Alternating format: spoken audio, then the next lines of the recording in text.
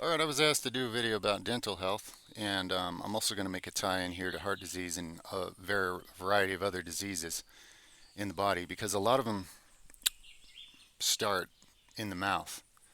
Um, so starting with dental health, I have no cavities, and I didn't have genetically good teeth, just like skin, hair. I didn't have good genetics on any of these things, so obviously I had to do some learning, or I would have lost a lot of teeth by now, and I had a lot of dental work and things I wasn't interested in. So I have been reversing earlier damage in life and actually slowly rebuilding more and more enamel over time and gum health and other factors. So let's start with fluoride. If you're still using fluoride containing toothpaste, you're keeping your pineal gland calcified so you cannot access higher consciousness. Look into the connection with Hitler and how he used this on all the Jews in concentration camps. The powers that be, so called, have known this for a long time, that to keep people cut off from their source, believing in separation, ignorant and lost, and easily controlled, manipulated, and harvested in any number of ways. Fluoride is one simple compound that does that quite effectively. Obviously, there's tons and tons of different types of poisons being used on you in society, and you should do well to learn to protect yourself from all these. If you gain sovereignty over your own temple, you'll gain sovereignty more so, obviously, over the rest of life. Your mind, your present, your future, etc. Um, so there are some obvious culprits in tooth decay. We know that refined sugar is a big one. Soda, people that drink soda. I remember being in probably first grade, and I had a teacher that was like a family friend. It was really neat. But anyway, one day she had what she do? She took a tooth that one of the kids had lost in school, and she put it in a cup of Coca-Cola or something like that. Maybe some of you have seen this too. And the next day we come back to school, and already in one day, that tooth had decayed away a lot. Like it was decomposing because, soda is one of the things that leaches minerals, not just from your teeth, but from your bones, but especially from your teeth because it comes in direct contact. So, soda, refined sugar, I think most people know these by now. And there's other poisons and toxins. As far as how to clean your mouth, if you want to floss and brush, just make sure that you're getting a toothpaste that's all organic ingredients and no fluoride.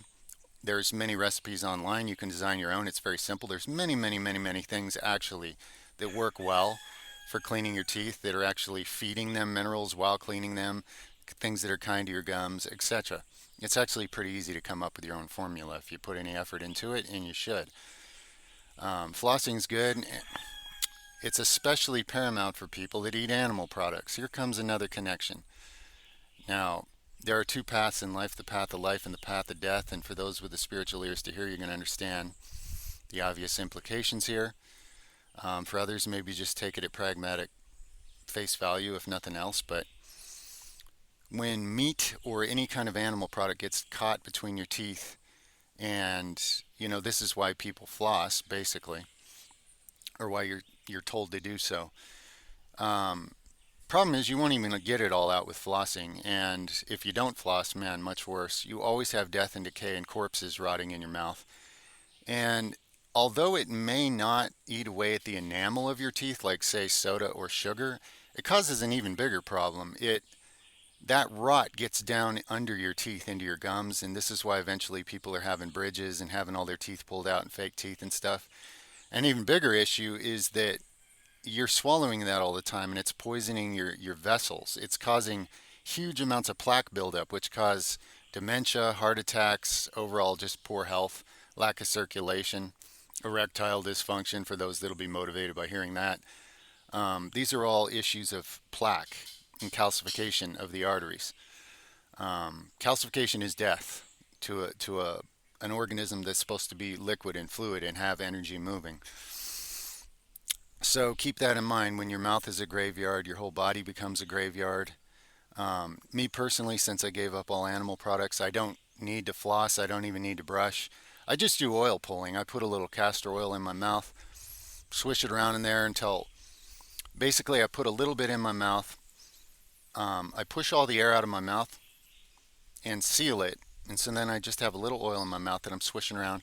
And your mouth will fill with saliva. When it gets to the point where I can't even like keep it in anymore, I go spit it out. That's it. I usually do that while I'm doing some deep breathing in the morning or something. And my teeth are regenerating. They're getting cleaner. And more importantly, the death and decay that was left underneath my gums from walking the path of death and exploitation of other living things in the past, because it was what I was trained to do, just like all of you, by big industry and those that control the narratives on this planet and profit from the suffering and enslavement of various species, including yourselves. It's undoing that.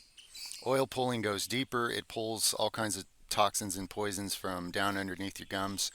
Now, there are a lot of viable types of oil that different people will recommend for this. I'm sure they all have their advantages. Any of the ones that are well known to work, I'm sure they work. The reason I use castor oil is uh, extremely potently powerful at pulling toxins out of tissues.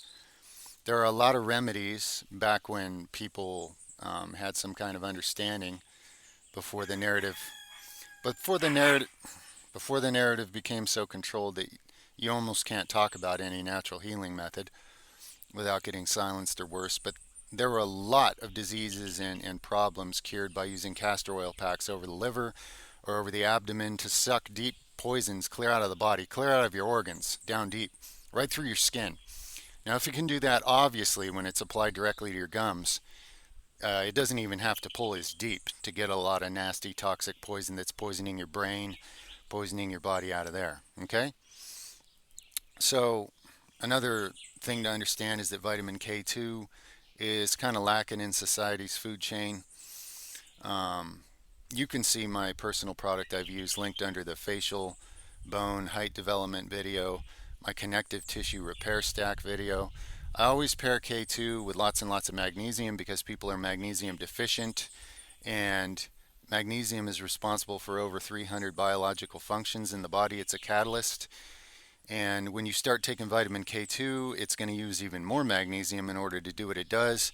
So even though vitamin K2 is really good for, say, tooth regeneration, bone regeneration, and getting calcium out of soft tissues like your brain and arteries and putting it back in the bones where it belongs, it's using a pool of magnesium that's already drastically depleted in most people. So if you look under those videos I mentioned, I always link the magnesium product I use both internally and externally. If you don't know how to make magnesium oil, just Google it. It's very simple. You can absorb a lot of magnesium from your skin. You are limited on how much you can ingest because it'll basically give you diarrhea, and then you're kind of losing it right out the other end. So I recommend taking it both ways to pair with the vitamin K2. I recommend this for a lot of different conditions and situations, but it's directly pertinent to tooth regeneration. Now, another thing that I have access to and grow here that some of you could, because this plant will grow in a pretty good variety of climates, not just here in the tropics. Comfrey. Comfrey. What I do with comfrey, I had a beginning of almost like a cavity where consuming too much citrus fruits, being that I am still regenerating from tooth enamel loss from years ago, and I do have a sensitivity to citrus fruits. Some people have this. Basically, it's when your enamel is not tough enough to handle the acids from the citrus fruit. So I had one spot start hurting on one of my teeth where the enamel was too thin.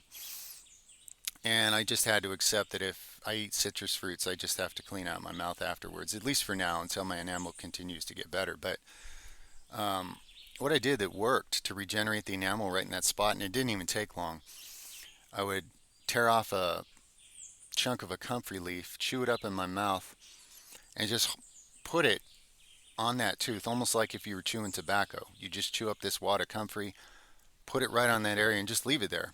I'd be out doing stuff, working on the land or whatever, and I would just have this comfrey chew kind of thing sitting there on that tooth, kind of held inside my gums there in my mouth. And I would keep it there half hour to an hour. And I really only did this, maybe I might have averaged 3 times a week for maybe a month. And even after the first couple weeks the pain was gone, I just stayed with it a little longer because comfrey, especially when it's raw and fresh and alive and grown in healthy soil, it has the ability to regenerate enamel. It has the ability to regenerate bone. It has the ability to regenerate torn muscles, any kind of connective tissue.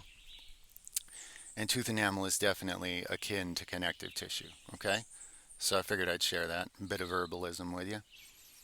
Comfrey is really good for healing injuries and making bones go back into place and all kinds of magical things. I can't say too much, but do your research. Comfrey's been demonized, like a lot of things, by false studies and false parameters and big pharma and big industry and all these different agendas. But anyway, you can still get your hands on Comfrey, you can still grow it, and you can still do things with it if you want to take that sovereignty in your own life. And like I say, it grows in a pretty wide variety of climate zones. So that's definitely something I thought I'd put in this video to look into. A topical regenerator for tooth enamel. Okay? I'm going to keep it about that short and sweet on this one. Much love, everybody. Over and out for now.